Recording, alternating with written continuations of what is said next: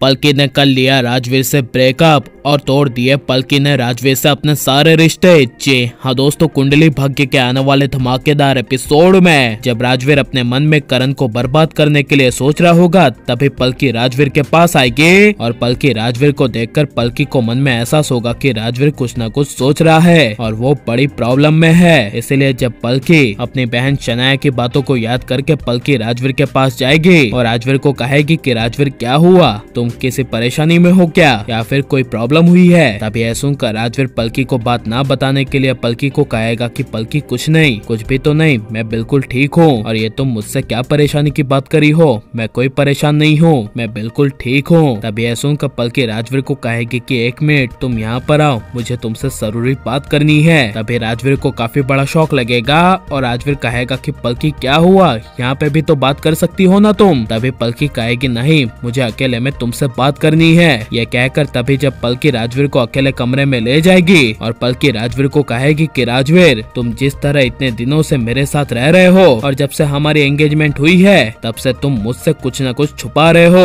और मुझसे तुम अपनी प्रॉब्लम्स और बातों को छुपा रहे हो। इसलिए मैं नहीं चाहती कि मेरा पार्टनर मुझसे कुछ छुपाए, क्योंकि मुझे ऐसा लगता है कि जो पार्टनर अपने पार्टनर के साथ अपनी फीलिंग्स को, अपनी बातों को, अपनी प्रॉब्लम को शेयर नहीं कर सकता, उस पार्टनर को उसके साथ भी नहीं रहना चाहिए, क्योंकि वो पार्टनर के लायक, रिलेशन में रहने के लायक है ही नहीं और उससे शादी ही नहीं करनी चाहिए। यह सुनकर तभी राजवीर पलकी को जवाब देते हुए कहेगा कि मैं भी वही चाहता हूँ कि मैं तुम्हारे बिना जो हूँ मैं वही रहूँ। यह सुनकर तभी पलकी को काफी बड़ा शौक लगेगा और पलकी अपना रिश्ता तोड़ने की बात कहती हुई राजवीर को कहेगी कि ठीक है राजवीर, तुम मेरे बिना रह सकते हो, मुझसे सारी बातें शेयर नहीं करना चाहते तो तोड़ दो ये रिश्ता, क्यों ऐसे हमारे रिश्ते को बांध के रखे हो, कर लो मेरे साथ ब्रेकअप। मैं तुम्हारे साथ इस तरह रहना नहीं चाहती कि तुम मुझसे पूरी जिंदगी भर बातें छुपाते रहो और अपनी प्रॉब्लम्स भी तुम मुझसे शेयर न करो। यह सुनकर तभी राजवीर के होश उड़ जाएंगे, जहाँ पर जब राजवीर पलकी को समझाने की कोशिश करेगा और पलकी को कहेगा कि पलकी मेरी बात सुनो